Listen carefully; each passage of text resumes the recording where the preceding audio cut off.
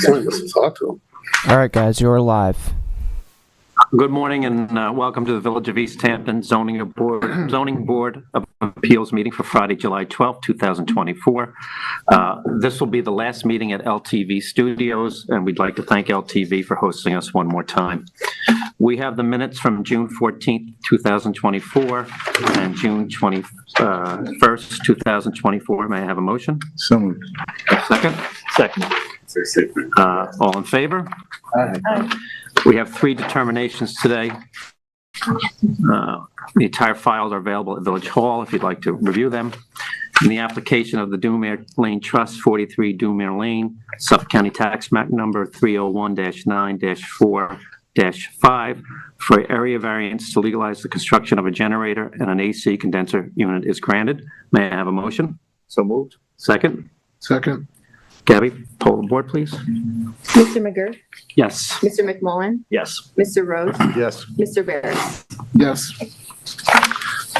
In the application of JHMB Beach Realty, 12 Borden Lane, Suffolk County Tax Map Number 301-8-15-6 for an area variance to construct an addition to a residence exceeding the allowable gross floor area is granted. May I have a motion? So moved. Second? Second. Gabby, poll the board, please. Mr. McGurk? Yes. Mr. McMullen? Yes. Mr. Rose? Yes. Mr. Barris? Yes. And the last determination of the, in the application of 21 Spaeth Lane LLC, 21 Spaeth Lane, Suffolk County Tax Map Number 301-10-1-26 for an area variance to legalize a sculpture on a concrete base constructed within the front yard setbacks is granted. May I have a motion? So moved. Second? Second. Gabby, hold the board, please. Mr. McGurk? Yes. Mr. McMullen? Yes. Mr. Rose? Yes. Mr. Barris? Yes. We have several adjournments today. Hunting Hospitality LLC, Sophie Hudson, Abraham M. Dweck, and Robert Levine, Beach House Realty LLC, and Guildhall of East Hampton. They'll be adjourned to August 9th, 2024. And we have continued hearings now. Do you want me to say who's sitting on this? Yes, please. So for 15 Jones Road, we have Mr. McGurk, Mr. McMullen, Mr. Rose, and Mr. Barris. Mr. Tarbert?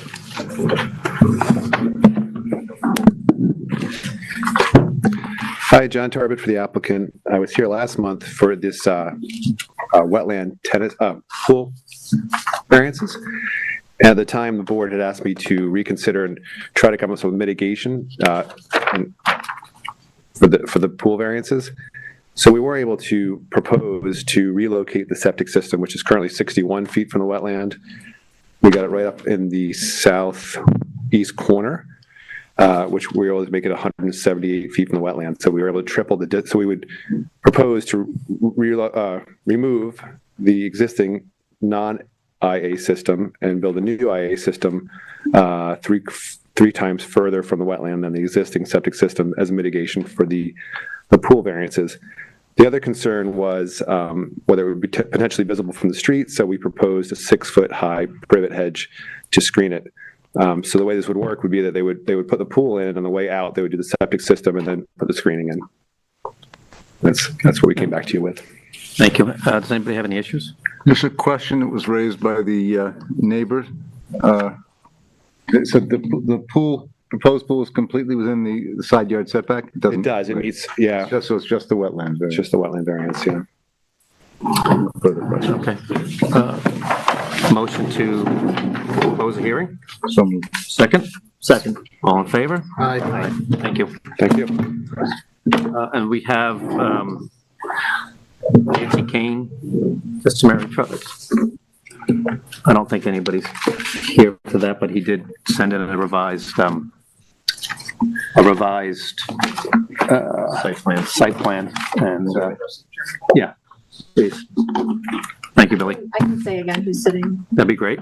So on 29 Dayton Lane, we have Mr. McGurk, Mr. McMullen, Mr. Rose, and Mr. Barris. Thank you. Mr. Kane submitted a revised survey. It reduced the size of the patio pursuant to the board's request. It reduced the amount of coverage as well, and I think it was a reduction of 6 feet of patio is what was requested, and that's what the survey reflects. So, Okay. any questions? I don't have any board members?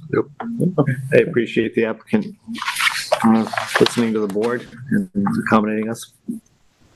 Thank you. Motion to close the So hearing? moved. Second? Second. All in favor? Aye.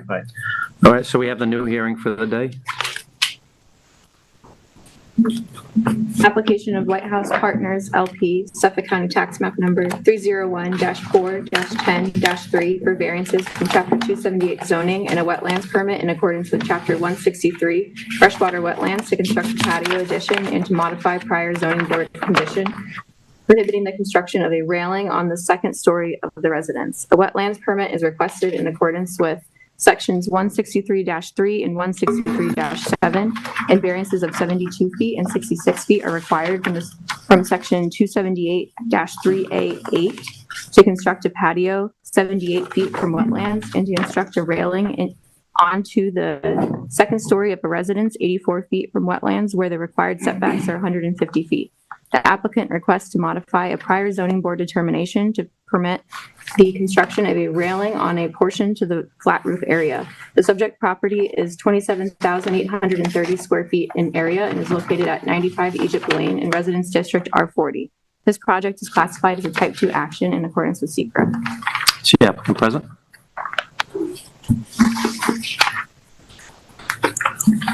Good morning, Shannon McCaffrey, Dewey's Planning. We're here this morning to discuss 95 Egypt Lane. The applicant is requesting relief to construct a 36 square foot deck addition to the existing first floor deck. I just need to. Oh, sorry, yes, right. Please raise your right hand and state your name and address for the record. Shannon McCaffrey, Dewey's Planning, 15 Toil Slim Lane, Suite 3, East Hampton, New York, 11937. Thank you. Do you swear to tell the truth, the whole truth, and nothing but the truth? Yes. Thank you. The proposal has been designed to be minimal in size and will have no adverse impact on the character of the neighborhood or nearby properties. There's also will be no adverse impact to the environment as the deck will not be encroaching closer to the wetlands than any existing improvements on the parcel. This is also not a substantial variance request due to the minor scale of the decking. The vicinity of the wetlands to this property leads the applicant to no other option other than to request variances to make improvements to the existing dwelling. The applicant is also requesting to modify a prior ZBA condition that prohibits the construction of a railing on the southern second story flat roofed area. Since the ZBA application, the property has changed ownership to the applicant seeking this request. They are requesting this modification for aesthetic purposes. There is a northern roof deck that mirrors the location of this flat roofed area, and when looking at the dwelling from the rear of the house, it looks unbalanced. The applicant is also proposing the railing to be constructed out of wood posts and cable rails. That way it will not cause a visual defect to any of the neighbors, and the railing will blend into the existing dwelling. The property line is also very well vegetated. Construction of the railing will not have a negative impact on the environment or neighborhood.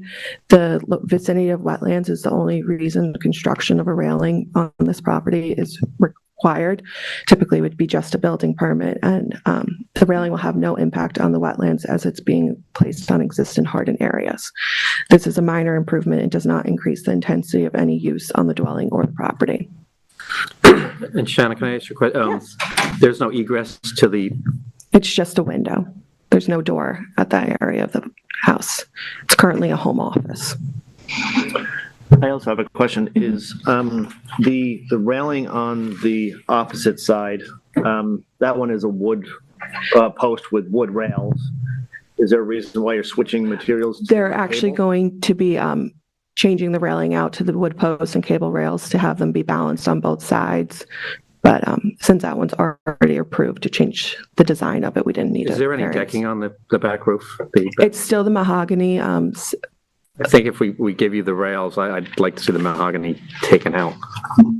So you can't use it as a deck. I do have the homeowners are here, so I would like to discuss that with them. Board members? I would concur with that. When did the property owner acquire the property? 2 years ago, but we just moved in. Because we were renting it. So I would also, so removing the deck and making sure there's no egress to the to the roof. If it's just for aesthetic purposes, that's one thing. If it's, Ashley? Yep, I'm Yes, just going to please. swear you in. Please raise your right hand and state your name and address for the record. Mark Goldfarb, 95 Egypt Lane. Thank you. Do you swear to tell the truth, the whole truth, and nothing but the truth? I do. We purchased the house. There was a mahogany deck there. We would not personally be in favor of removing the mahogany deck if that, isn't necessary. Obviously, we'll adhere with whatever the decision of the board is, but it seems to be both an incremental expense to remove it and also would reduce the character of the view out the window to not have a nice floor there.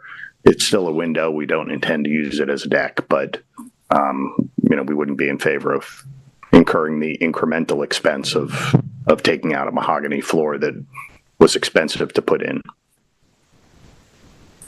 Thank you. Board members, any comments on this? What is the access presently to, I'm sorry. how do you access that deck presently? Is it through a window? Mahogany deck, how do you access it? Yeah, the only way it's literally just a roof off a window. It's the only access. The deck. We have photographs if that would be helpful to the board, but if you can submit them for the record, that would be useful. Kind of funny to submit to the record. Sorry.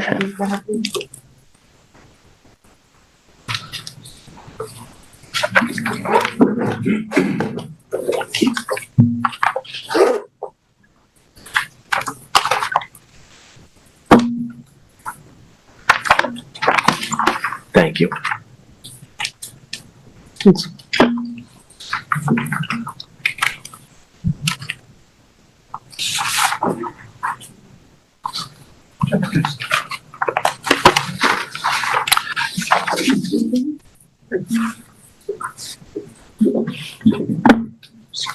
Yeah, so second floor. Yeah. So if you look at figure 2, you can see how the dwelling is very unbalanced.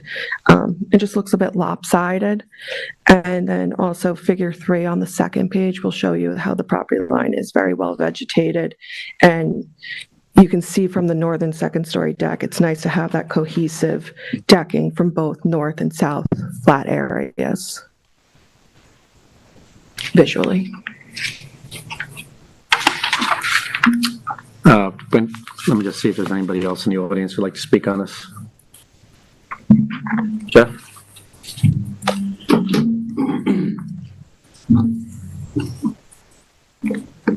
Good morning. Good morning, board members, Mr. Chairman. My name is Jeff Bragman. I'm here for Robert Caruso, who's the nearest neighbor whose house is at 99 Egypt Lane.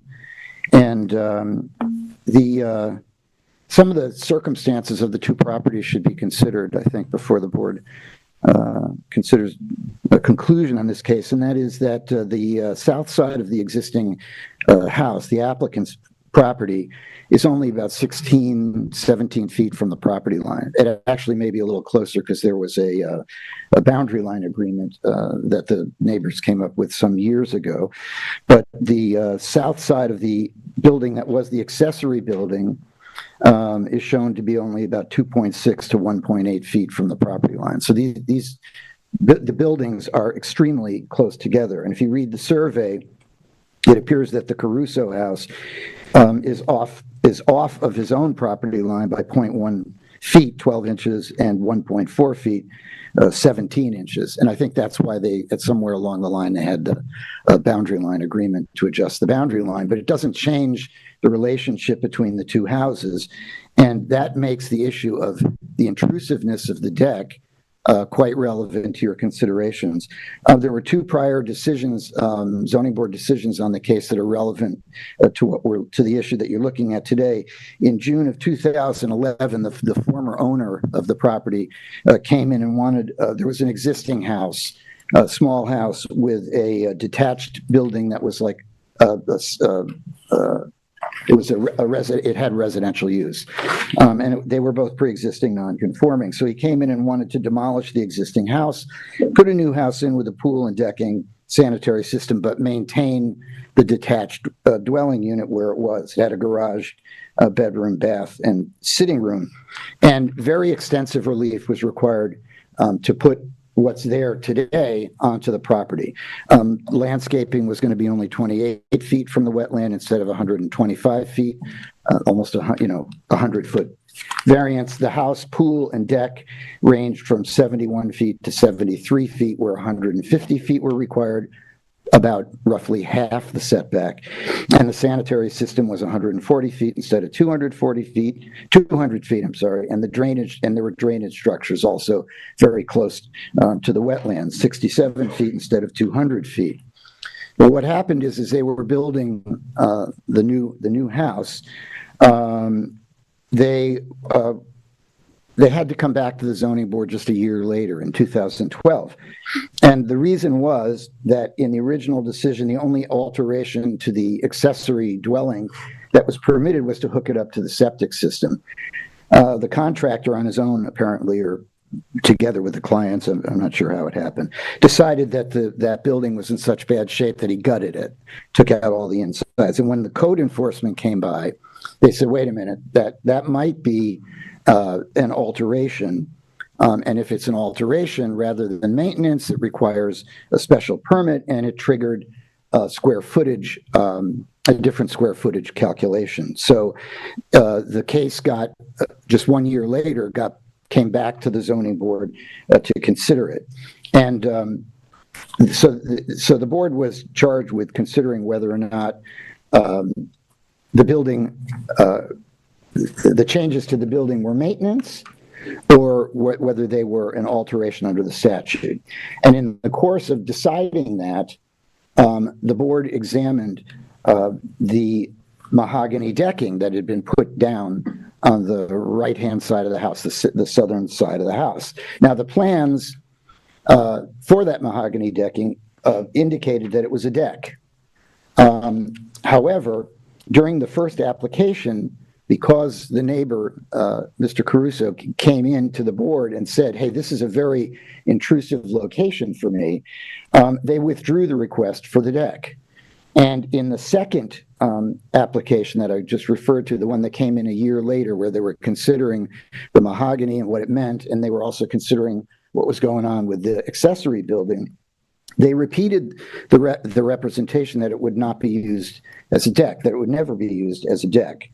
So the second application also included a request for an interpretation. What is the, is the mahogany decking a deck?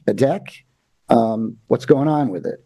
And I want to note for the record that what the board did with the building is they decided that it was maintenance. They let the applicant declare that it was just maintenance, that it wasn't an alteration. That, although in doing that, it didn't need the special permit that would have been required. However, if you add the square footage of the accessory dwelling into the principal gross square footage, it exceeded the maximum gross square footage. The village had enacted a maximum gross square footage law in the interim. So what I'm saying is that the owner got another break, basically. They allowed it to, they said, we'll call it maintenance. We're not going to pay attention to the fact that you're now over the gross square footage. And I point this out to you because it's a very constrained lot. It's very long, narrow. It's got a lot of wetlands, and it's received a lot of relief, and the house is already bigger than what would be permitted under the law. So they then address the issue of what is the decking. And basically, at that time, the applicant said, we'll never use it as a deck. It's only an aesthetic feature, and we'd like to keep the wood in, similar to the argument that you heard from the owner today.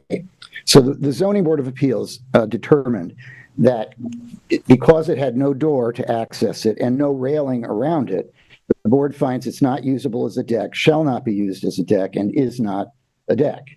And common sense suggests that the two conditions that they imposed, that the board imposed, are a pretty pragmatic way to avoid any kind of enforcement issues. Because if you don't have the access is a little trickier because our understanding is that those windows are fairly large.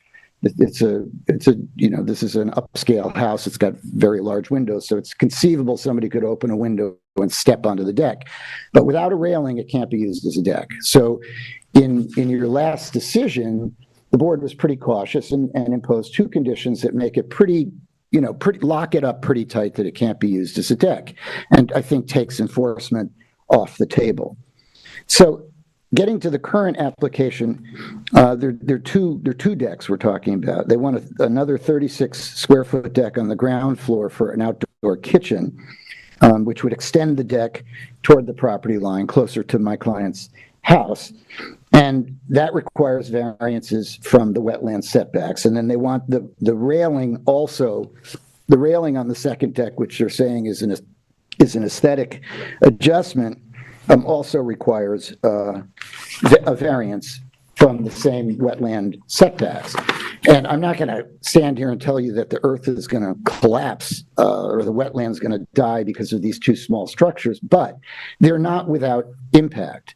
First of all, the deck on the ground floor, the 36 square foot for the kitchen, does extend closer to the property line in a situation where the houses are right on top of each other.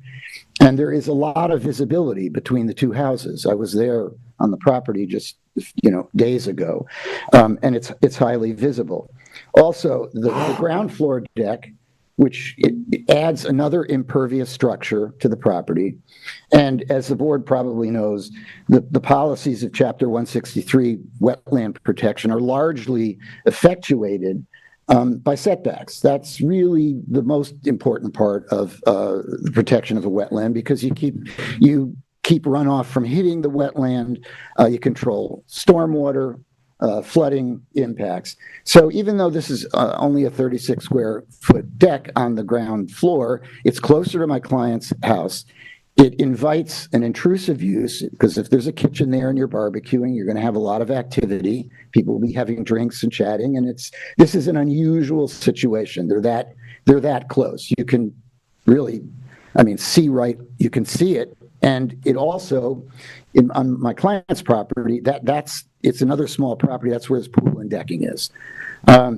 So I don't think you can blithely say there's no impact here because it's so small, especially when you look at what's already been given to the property. This property has received an enormous amount of relief, which is not saying was inappropriate, but it's had the benefit of a lot of relief already. It's got a really nice sized pool deck. I don't really see why I would suggest, let me say it a little differently, I would suggest that it's quite possible for the owners to purchase a slightly smaller barbecue and put it on the existing pool deck. And I know that they have some seating on the pool deck, but that's what a pool deck is partially for. Also, it would prevent the runoff and the adding of impervious surface, which is something to think about when they're this close to the wetland and when they've gotten the extent of relief that they already have gotten. The second floor fencing or railing that they want to install also is not a benign change.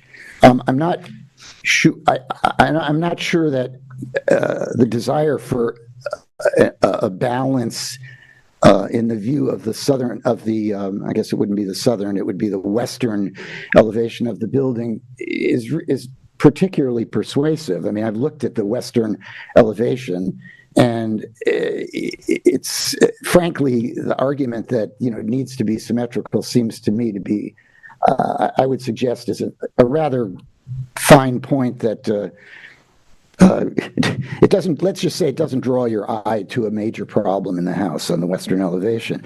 On the other hand, I've prepared a mock-up, which I'll give to the board, of what a deck would look like. And I want to say before I give this to you, this is not dimensioned. It's just lines on paper, but it gives you an idea of what can be seen from my client's property on the southern side of the building. So I'll hand it out to, I guess, the clerk and distribute it.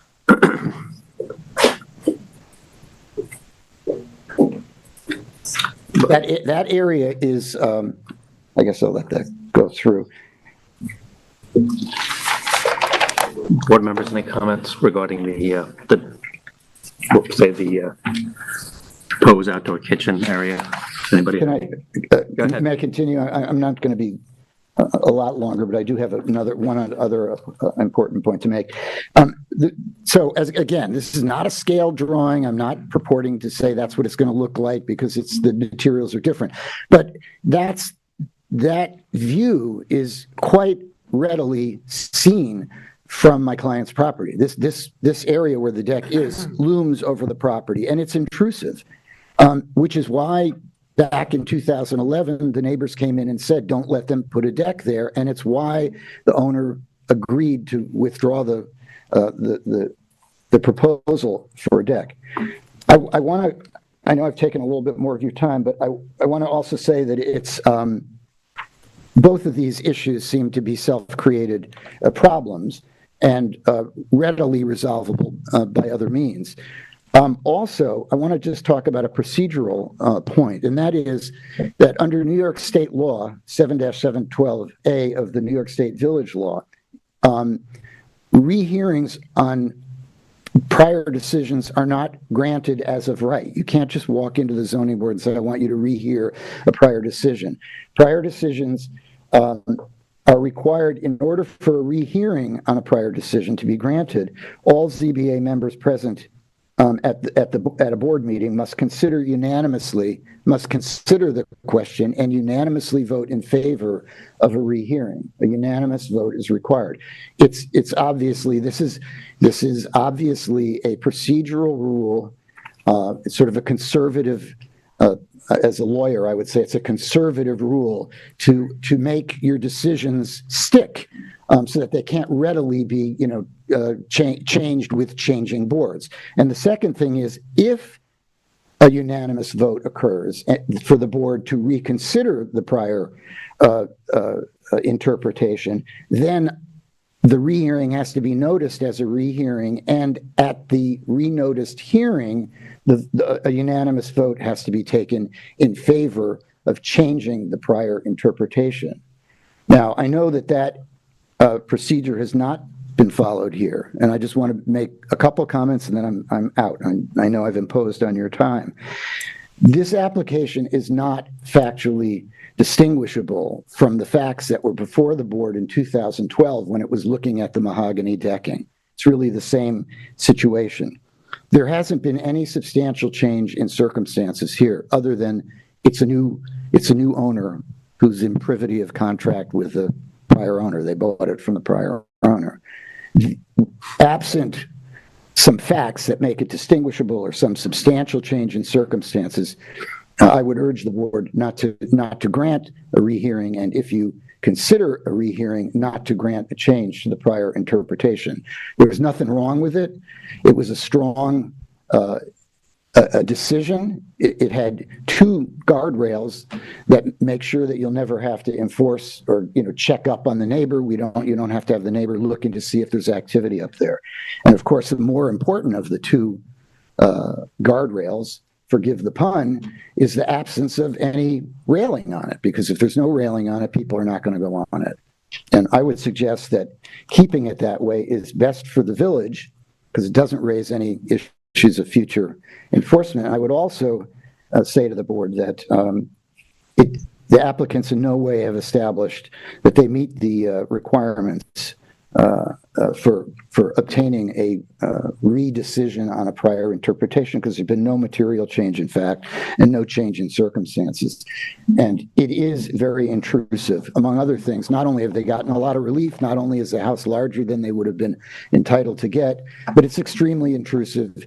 I'm not blaming them for it. It's just the way the lots are set up. If you visited the site, you'll see right away how close the activity is and how potentially intrusive it is on my client's property. Thank you. Thank you. Board members? Obviously, we referred to council on the question about the notice hearing issue, which we'll leave the hearing open. Leave the issue open because it's pending. And does the applicant have any comments they want to make in response? Can I just say one other thing? I noticed too, the photos here show the bench that wraps around the decking, and it doesn't match the survey. So the survey should be brought up to date. This bench that's here is not what's shown on the photo. And if this photo is current, then the survey should be brought up to speed as well. There has been no changes to the decking. I don't think the bench is shown exactly on the survey, on the deck. I think the readability might be a little confusing because of the hatched area. So, of where the proposed outdoor kitchen is, matches what is there. And so they'll be removing part of the bench. This bench here that comes along the back side of the property, closest to the wetlands, isn't shown on the. Because it's on top of the decking. Okay, but he shows the decking here as well, though, with the bench as well. Yeah. So he shows the bench here, and then it stops, and it doesn't show it here. I just think we just have to have everything, if we're dealing with this, so it should be correct. Thank you. So we're going to keep this hearing open until next month. Obviously, you have the question, the procedural. Yeah, I mean, it might be helpful to ask a question or two at this point. Okay. Well, I don't think I have any issue with the outdoor kitchen, and I said if you want the railing up top, you got to take the mahogany decking out. That's my opinion. Council, you want to Just as the applicant, you heard the argument regarding rehearing. Did you have a position on that issue? I would consult our counsel to see what they believe, if we need to do a rehearing or if we can continue as we're. I would say the issue there is not so much whether there's a change in circumstances, but whether the relief sought previously is identical to the relief sought this time. If I may, and I don't profess to be a land use attorney, but my layperson's reading of the decision, the issue that the gentleman was discussing with respect to the railing is not, in fact, the decision that was made by the board at the time. The decision was whether or not the renovations to the pre-existing cottage were substantial enough as to require, a new permit or some other.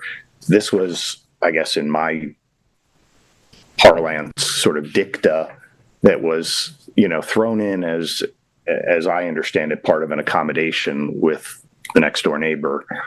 But it is not, in fact, the focus of the applicant's application, nor was it a focus of the board's decision in that regard. So I don't know all the issues about the rehearing, and we'll defer to counsel on that, but I'm not sure to what extent the fact that that wasn't in fact what was before the board at that time is relevant. If I may, and I realize we've imposed on your time quite extensively here, I would like to respond to a couple of things that I heard that are not accurate. With respect to the outdoor kitchen, first of all, it does not extend closer to the next door neighbor's property. It extends west by 3 feet. So the existing deck would move west, and probably actually isn't even going to be a full 3 feet, but let's call it 3 feet.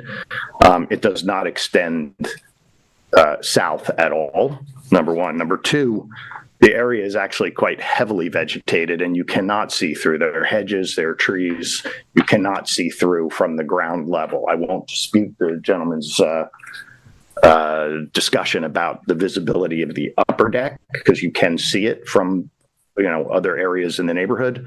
But the deck on the ground level is not visible from next door.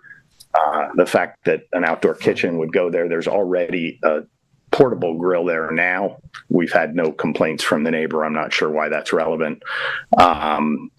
That's number one. Number two, I guess I would say, and again, it's still on the outdoor deck, as you can see from the photographs, the grandfathered cottage is in between that proposed extension and the wetlands, as is maybe I don't know how much that is, but another 20 feet of deck. I mean, there are any number of hardened structures that are still in between the wetlands and where the proposed addition would go. So it's hard for me to fathom how that would have any further impact on the wetlands. It's also an above ground decking, so I'm not sure what relevance any of that has. With respect to the railing on the upper roof, I want to stress again, because I heard it a number of times, we are not requesting to change the character of that space, whatever you want to call it, a roof, a deck, whatever it is. It is a window. I'm not sure what incremental detriment will be imposed on the gentleman's client by putting a railing up. The roof itself is there, the house is there. I understand that the next door neighbor who we've had, tried to have communication with, I understand that he doesn't like it. But it's a house in the village. We're not out in the farms where houses are spaced, at great distances. This is a house in the village. We are close to our neighbors. The house is visible. I can't do anything about that. We bought the house. It had been approved by this board. I'm not sure what incremental detriment putting a railing up. The one additional fact I'd like you to hear is that we have daughters in their 20s, and if we're fortunate enough someday, we hope to have grandchildren. And my concern, frankly, is also a safety issue. I mean, I do think from an aesthetic purpose, you can see from the back of the house that there is a very substantial imbalance from an aesthetic purpose. But in addition to the aesthetics, I also think about safety. And if, God forbid, a child were to be able to get out a window and get out onto that deck, I would like there to be a railing there to ensure that nobody falls off of that roof, deck, whatever you want to call it. But we are not requesting a change in the circumstance of that particular area of the house. Thank you. So we'll keep this open till August 9th? Yes, okay. Thanks. Thank you very much. Thank you. Motion to close the meeting? So moved. Second? Second.